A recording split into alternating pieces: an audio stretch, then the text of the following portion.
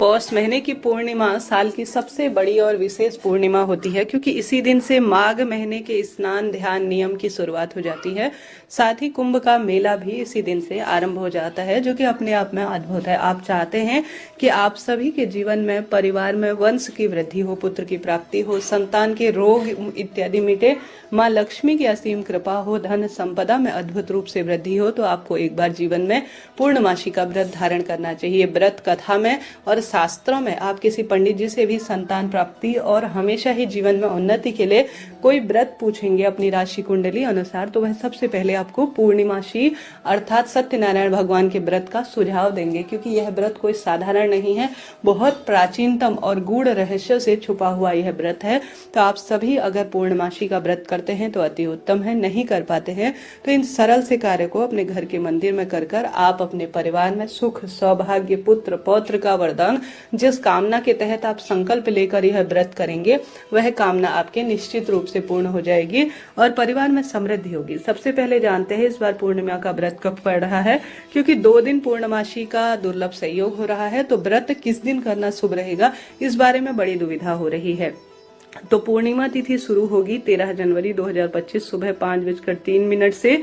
पूर्णिमा तिथि समापन 14 जनवरी 2025 की सुबह 3:46 के आसपास होगी। पूर्णिमा व्रत करने का एक नियम होता है भक्तजनों, ऐसी मान्यता है पूर्णिमा तिथि जब रात्रि को व्याप्त हो, अर्थात चंद्रमा इस दिन के देवता माने जाते हैं, उनका पूजन कर उनको अर्घ्य देकर ही अपने व्रत को खोला जाता है। तो रात्रि में और विशेष तौर पर संपूर्ण उदया तिथि के अनुसार व्रत करने के नियम के अनुसार इस बार 13 जनवरी 2025 दिन सोमवार को सोम पूर्णिमा है और आप सभी को विशेष व्रत जो है सुंदर स्वरूप में पूर्णिमा व्रत के नियम के आधार पर इसी दिन करना है।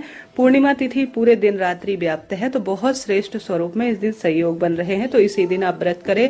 महादेव की भी असीम कृपा होगी। ब्रह्म मुहूर्त जो कि हर एक पूजा पाठ को संपन्न करता है वह 12:09 से 12:51 के आसपास हो रहा है, तो इस समय आप अपने व्रत उपवास को संभल करें। साथ ही इस दिन चंद्र उदय तो जल्दी से हो ही जाते हैं। अब देर न करते हुए उपाय जानना शुरू करते हैं, जैसे कि पौष पूर्णिमा आर्थिक और सभी तरह की परेशानियों से मुक्ति करने वाला होता है। सोमवार का दिन होने के कारण और अधिक श्रेष्ठ हो गया है। महादेव के मस्तक पर चंद्रमा विराजमान है, तो यह तो भाग्य की रेखाओं को प्रबल करने के लिए है। ब्रह्म मुहूर्त में आप सभी सबसे पहले स्नान इत्यादि से निवृत्त हो जाए। सोमवार का दिन है, तो हमेशा आप सभी को भगवान का सुमिरन करते हुए दिन की शुरुआत करनी है। सूर्य भगवान को काला तिल मिलाकर या अपनी इच्छा शक्ति सामर्थ्य अनुसार लाल फूल भी आप डाल सकते हैं। यह रोग दोष कष्ट को मिटाता है। सूर्य भगवान को जल दीजिएगा। अब इस दिन आप सभी को सबसे पहले अपने घर पर खीर बनानी है। खीर के साथ साथ आप सभी को एक दिन पहले या उसी दिन तुलसी के पत्ते, उस दिन तुलसी के पत्ते ना तोड़े, इस बात का ध्यान रखें, क्योंकि तुलसी पत्र जो है कभी भी व्रत उपवास के दिन नहीं तोड़ना चाहिए, इस चीज का आप ध्यान रखें। तो 1-2 दिन पहले ही तुलसी पत्र अपने पास रख लीजिए और केले इत्यादि की, क्योंकि आपने देखा होगा सत्यनारायण व्रत पूजा में केले का बहुत महत्व है। पंजरी बनाई जाती है तो उसमें केले का भोग जरूर लगाया जाता है, क्योंकि यह गुरु ग्रह से जुड़ा हुआ वस्तु है जो कि अपने आप में अद्भुत माना जाता है। तो केले की व्यवस्था आप कर लीजिए और अपनी क्षमता शक्ति सामर्थ्य अनुसार आप भोग प्रसाद बना लीजिए। अब आप सभी को क्या करना है कि सबसे पहले आपको भगवान शिव के मंदिर में जाकर अपनी मनोकामना कहकर आप सभी को कोशिश करनी है कि शिवलिंग पर आप सभी पंचामृत, दूध, दही, घी, शक्कर, शहद, इन सभी चीजों का अपना नवग्रहों से संबंध होता है। आपको घर के मंदिर में शिवलिंग पर यह सभी चीजें समर्पित करने का प्रयत्न करना चाहिए। ऐसी मान्यता है पंचामृत अगर पूर्णिमा तिथि पर शिवलिंग पर चढ़ाया जाता है तो भाग्य की रेखाएं प्रबल होती हैं और स्वयं ही संतान का सुख मिल जाता है। इसके बाद आप सभी को कोशिश करनी है कि शिवलिंग पर आप जो है विशेष तौर पर, जैसा कि गुरुजी कहते हैं, अपनी मनोकामना कहकर एक बेलपत्र के ऊपर आप चंद्रेश्वर महादेव का नाम लेकर एक चावल का दाना शिवलिंग पर चढ़ा देते हैं। बेलपत्र की डंडी का मुख आपकी तरफ होना चाहिए, तो आपके इससे सब काम बन जाते हैं। तो पूर्णिमा तिथि पर आप सभी को व्रत उपवास के दिन, सोमवार के दिन, एक चावल का दाना, एक बेलपत्र शिवलिंग पर जरूर चढ़ाना है। चंद्रेश्वर महादेव का नाम लेते हुए चंद्रमौली भगवान का भी नाम ले सकते हैं। यह उपाय भी काफी सरल और श्रेष्ठ माना जाता है। उसके बाद आप सभी को अपने घर के मंदिर में, जैसा मैंने आपको विदित कराया, चावल की खीर बना लेनी है अच्छी तरह से। इस दिन चावल की महत्वता है सफेद चीजों की, आप ज्यादा से ज्यादा इनका दान कर सकते हैं।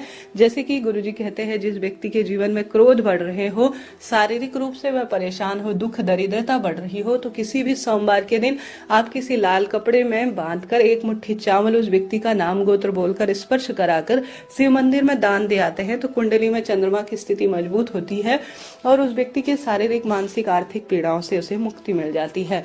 घर के मंदिर में आप सभी को सुंदर श्री सत्यनारायण भगवान श्री नारायण की मूर्ति प्रतिमा विराजित कर लेनी है और उनके सामने आपको एक सुंदर स्वरूप में लंबी बत्ती का और गोल बत्ती का घी का दीपक लगा देना है। दीपक में एक एक चुटकी हल्दी जरूर से डालिएगा, यह काफी सुख सौभाग्य के लिए जाना जाता है। उसके बाद श्री नारायण के चरणों में पीले फूल इत्यादि आप समर्पित करें, विधि विधान से तुलसी पत्र इत्यादि समर्पित करें। जो आपने सच्चे भाव सच्चे मन से अन्नपूर्णा माता का ध्यान करते हुए खीर बनाई है, उसे भी भगवान के समक्ष रख दीजिए। अब केले इत्यादि का भी आपको भगवान के आगे भोग लगा देना चाहिए। निरंतर अपने मन की कामना कहते रहें और प्रभु के नाम मंत्र का जाप करते रहें। ओम महालक्ष्मी च विद्महि विष्णु पत्नी च धीमहि तन्नो लक्ष्मी प्रचोदयात। इस मंत्र का जाप कर सकते हैं कार्य करते हुए। इससे माँ लक्ष्मी श्री नारायण दोनों प्रसन्न होते हैं। श्री शिवाय नमस्तुभ्यं महामंत्र की माला का जाप कर सकते। कुल मिलाकर इच्छा आपकी है। मंत्रों की शक्ति का अद्भुत प्रभाव देखा गया है। तो आपने सभी चीजें भोग स्वरूप समर्पित कर दी। सर्दी के अनुसार भगवान जी की जैसे आप विधि विधान से पूजन करते आ रहे हैं, उस अनुसार करें। सत्यनारायण व्रत कथा सुने, पूर्णमासी व्रत की कथा सुने।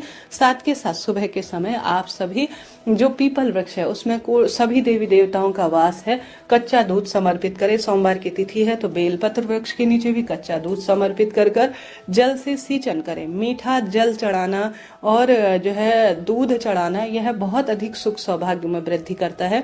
दीप लगाकर अपनी मनोकामना कहकर अपनी क्षमता शक्ति सामर्थ्य अनुसार 5, 7, 108 परिक्रमा पीपल और बेलपत्र वृक्ष का इस दिन बड़ा महत्व है, इनका जो है पूजन करें। साथ ही इसी तरह से तुलसी माँ का भी पूजन करें।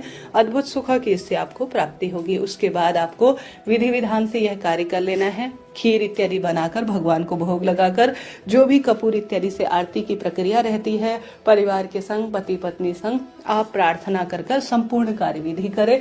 अब आप सभी को क्या उपाय करना है, किस तरह से उपाय करना है। जैसे यह पूजा विधि तो उपाय में ही आती है, यह नियम ही होते हैं जो कि हमारे जीवन को सार्थक करते हैं और यह धर्म के साथ साथ कर्म को प्राथमिकता देते हैं और इनका अपना एक महत्व है। इससे नवग्रहों की दशा सुधरती है और यह छोटे छोटे से कार्य बहुत सुखद अनुभूति देने में सहायक होते हैं।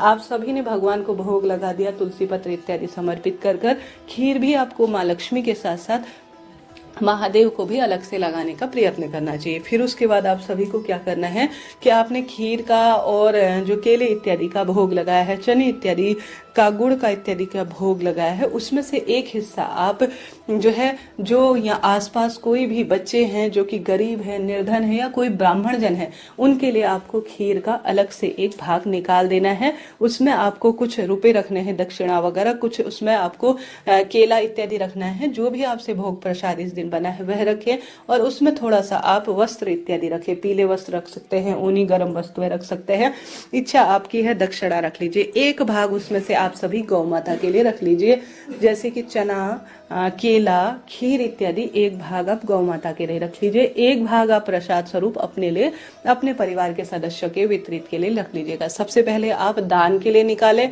ब्राह्मण देवता या किसी बालक के लिए। दूसरा आप सभी गौ माता के लिए हिस्सा निकालें। तीसरा जो अंतिम हिस्सा आपको अपने लिए निकालना है, सबसे पहले अपनी मनोकामना कहकर गौ माता को आप इसे खिलाएं और जो ब्राह्मण देवता या आपने बालक के लिए निकाल रखा है या कुंवारी कन्या के लिए निकाल रखा है, उन्हें खिलाने के बाद आप प्रसाद को स्वयं ग्रहण कर लीजिए। कहा जाता है सत्यनारायण भगवान के व्रत में प्रसाद का बहुत महत्व है। कथा में भी कहा गया है, जो भी इस दिन गौ माता को यह वस्तु खिलाता है, विधि विधान से सत्यनारायण व्रत की कथा सुनता है, पढ़ता है, पूजन करता है, पीपल वृक्ष की पूजा करता है, महादेव के शिवलिंग की पूजा करता है, सूर्य भगवान और पवित्र वृक्षों का सिंचन करता है और शाम के समय पर जब सूर्य चंद्र देवता उदित हो, उन्हें मीठा जल समर्पित करता है। जल के अंदर कच्चा दूध और चावल और सफेद पुष्प से ओम सोम सोमाय नमः कहते हुए उन्हें अर्घ्य समर्पित करता है।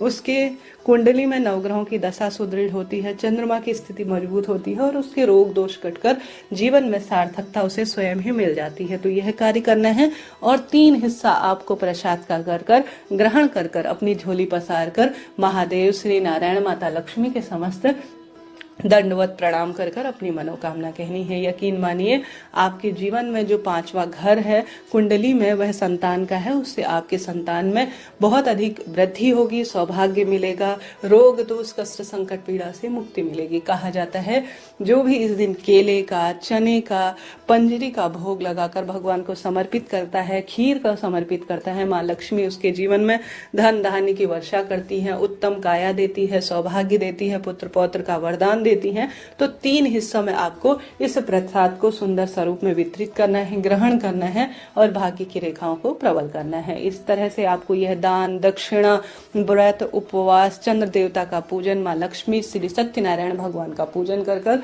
अपने नवग्रहों की दशा को सुदृढ़ करना है। आशा है, उम्मीद है सरल सी ही प्रक्रिया है, परंतु इसके लाभ अद्भुत और अनगिनत देखे गए हैं। विधि विधान से जितना संभव हो दीप दान करें। सर्दी चरम सीमा पर है, आप सभी को ज्यादा से ज्यादा गर्म वस्तुओं का दान करना है। व्रत पूजा पाठ का समय चल रहा है, इसके बाद कुंभ मेला आरंभ हो जाएगा। भाग्य की रेखाएं अब चमकेंगी, प्रबल होंगी। माघ महीने में अपने आप में सबसे ज्यादा महत्व महादेव की पूजा और श्री नारायण की पूजा का है।